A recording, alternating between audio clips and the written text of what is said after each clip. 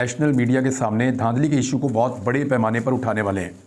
ये मामला अब सुप्रीम कोर्ट में भी गया है, लेकिन पहले ये आप देखें कि पाकिस्तान तहरीक इंसाफ ने इसको किस अंदाज में उठाया। इस्लामाबाद के एक निजी होटल में तमाम पाकिस्तान तहरीक इंसाफ के उन लोगों को बुलवाया गया जो कि या तो अहम ओहदों के ऊपर तैनात हैं, या उन लोगों को बुलवाया गया जिनको धांधली के साथ इलेक्शन हरवाया गया है। तो पाकिस्तान तहरीक इंसाफ की क़यादत वहाँ पर जमा हुई और इतने बड़े पैमाने पर प्रेस कॉन्फ्रेंस में ऐसे लोग नहीं बैठते जितने बड़े पैमाने पर यहाँ पर लोग बैठे हुए थे। तहरीक इंसाफ ने पूरे आदाद शुमार सामने रख दिए। उन्होंने बताया कि हमें फार्म 45 के मुताबिक इंतखाबी नताइज नहीं दिए गए, फार्म 47 के साथ धांधली की गई है और वहाँ पे टेम्परिंग की गई है, गलत रिकॉर्ड मुरतब करके गलत नतीजे फराहम किए गए हैं। ये जनाब पाकिस्तान तहरीक इंसाफ का इल्ज़ाम है। और तहरीक इंसाफ के लोग पाकिस्तान के मुख्तलिफ़ शहरों से, यानी सिंध से, खैबर पख्तूनख्वा से, पंजाब से, बलूचिस्तान से वो वहाँ पर पहुँचे और वो अपना रिकॉर्ड लेकर पहुँचे। उन सब के पास उनके फार्म 45 भी मौजूद थे और उन्होंने भरपूर तरीके से अपना मुकदमा आलमी मीडिया के सामने और पाकिस्तानी मीडिया के सामने रखा है। तो आज का दिन जो है वो इलेक्शन कमीशन के लिए और धांधली करने वालों के लिए बड़ा सख्त दिन साबित हुआ, बड़ा मुश्किल दिन साबित हुआ, क्योंकि इस प्रेस कॉन्फ्रेंस की गूंज बहुत दूर तक सुनाई देगी और पूरी दुनिया के अंदर इसकी आवाज़ उठेगी। क्योंकि इतने बड़े पैमाने पर कभी भी उम्मीदवार इकट्ठे होकर एक साथ धांधली का दावा नहीं करते। और ये वो पार्टी है जिनका लीडर उनको मैसर नहीं है, यानी लीडरलेस पार्टी है। लीडर जो है वो जेल में है और कारकुन अपने तौर पे या पार्टी के लोग अपने तौर पे इस तरह के डिसीजंस ले रहे हैं। तो ये एक बड़ा इकट्ठ था, इसको एक बड़ी कामयाबी कहा जा सकता है और उन्होंने अपना पूरा मौक़िफ़ सही तरीके से दुनिया के सामने रखा है। मुख्तलिफ लोगों ने मुख्तलिफ स्टेटमेंट दिए, लेकिन उसका लुब्बे लुबाब ये है कि पाकिस्तान तहरीक इंसाफ का कहना है कि हमारे पास जो टोटल नशिस्तें थीं वो 179 हैं, यानी 179 हमारी टोटल सीटें होनी चाहिए फॉर्म 45 के मुताबिक। 179 का आपको मतलब पता है? इसका मतलब है कि 2/3 मेजॉरिटी से भी ज़्यादा, 2/3 अक्सरियत से भी ऊपर जो है वो पाकिस्तान तहरीक इंसाफ का क्लेम है कि उनके पास अक्सरियत है कौमी असम्बली में। तो 179 सीटें वो कह रहे हैं जी हम जीते हैं, और हमारी जो सीटें छीनी गई हैं उनकी तादाद वो बता रहे हैं 85 है। 85 कौमी असम्बली की नशिस्तें पाकिस्तान तहरीक इंसाफ से छीनी गई हैं। अच्छा, 85 नशिस्तें टोटल PMLN ने ना पिछले इलेक्शन में जीती थी, ना PMLN ने इस इलेक्शन में 85 नशिस्तें जीती हैं। यानी नवाज शरीफ पूरा जोर लगा के जितना जीत पाता है ना, उससे ज़्यादा इमरान खान से छीन कर, फिर भी इमरान खान अभी सबसे बड़ी पॉलिटिकल पार्टी है पाकिस्तान की, सबसे ज़्यादा पार्लियामेंट में उनकी नुमाइंदगी है। ये है पाकिस्तान तहरीक इंसाफ की रियलिटी। और अभी तक धांधली करने के बावजूद तब्दीली नहीं आ सकी, यानी अभी तक धांधली करने के बावजूद PMLN नंबर 1 पार्टी नहीं बन सकी। इस वक्त इस प्रेस कॉन्फ्रेंस के बाद जो है वो एक और बड़ी अहम खबर है, मैं आपके साथ वो भी शेयर कर देता हूँ। और ये खबर है जी इस्लामाबाद से, सुप्रीम कोर्ट ऑफ पाकिस्तान से।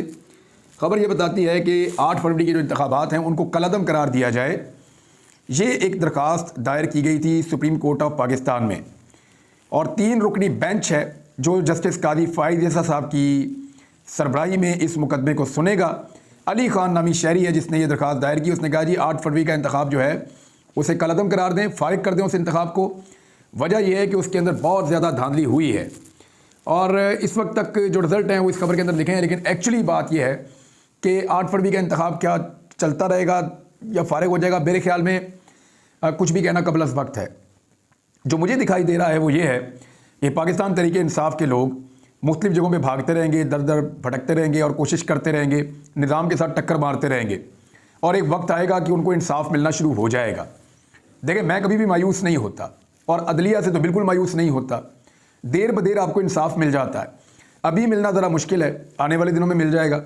मुझे ऐसा दिखाई देता है कि ये 85 सीटें जो पाकिस्तान तहरीक इंसाफ से छीनी गई हैं, 85 सीट्स, इनमें से अगर कुछ ना भी करेंगे तो पाकिस्तान तहरीक इंसाफ को 40 से 45 सीटें मिल जानी चाहिए, और अगर वो भी उनको मिल जाती हैं तो वो सिंपल मेजॉरिटी से भी आगे निकल जाएंगे।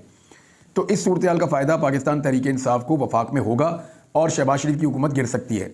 लेकिन ये फैसले कब होंगे, कैसे होंगे, इस बारे में भी कुछ भी नहीं कहा जा सकता। पाकिस्तान पीपल्स पार्टी और PMLN मिलकर हुकूमत बना रहे हैं, इसके ऊपर भी मैं बात करता हूँ। फजलुर रहमान साहब का जो स्टेटमेंट है उसमें फजलुर रहमान साहब ने एक तरदीद भी की है। यानी उन्होंने कल कहा था कि जनरल बाजवा और जनरल फैज़ हमीद साहब के कहने के ऊपर हम सारी जमातें मिलकर तहरीक-ए-एतमाद लाए थे और हमने इमरान खान की हुकूमत ख़त्म की थी। उनका कहना था कि ये फैसला बंद कमरों में हो चुका था कि इमरान खान की हुकूमत ख़त्म की जाएगी। हमारी सियासी जमातों ने सिर्फ इस किए हुए फैसले के ऊपर, उस दौर की एस्टेब्लिशमेंट ने जो फैसला किया था उसके ऊपर हमने सिर्फ मोहर लगाई थी, उसकी हमायत करके। एक्चुअली ये सब हो चुका था। फजलुर रहमान साहब आहिस्ता आहिस्ता खुल रहे हैं उन्हें शिकवा शायद इस बात का है कि उनको वो सहूलतकारी नहीं दी गई जो नवाज शरीफ साहब को दी गई है।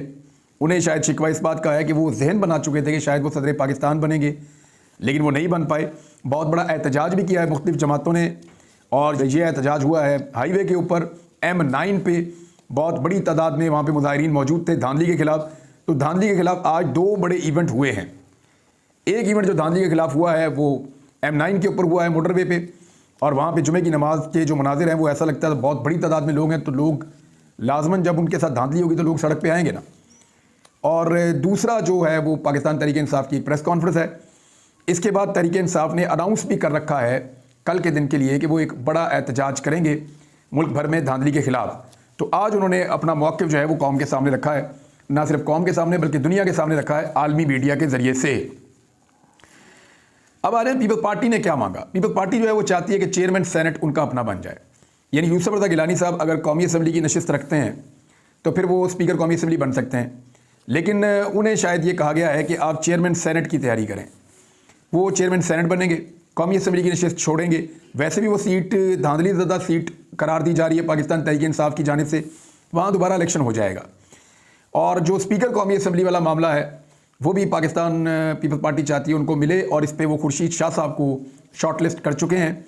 अब देखते ये हैं कि PMLN अयाज सादिक साहब की कुर्बानी देती है या नहीं देती, क्योंकि अयाज सादिक साहब को खुश रखने के लिए उन्होंने शेख रोहेल असगर साहब की कुर्बानी तो दे दी है PMLN ने। अब फजलुर रहमान साहब ने पहले जो स्टेटमेंट दिया था वो मैंने आपको बताया, वो ये था कि जनरल बाजवा जनरल फैज़ साहब के कहने पर उन्होंने ये किया, लेकिन उसके बाद उन्होंने अपना स्टेटमेंट बदला। उन्होंने कहा जी मैंने जनरल फैज़ का नाम गलती से ले लिया था, एक्चुअली वो उनके बाद आने वाले जो थे वो उनका नाम मुझे लेना था।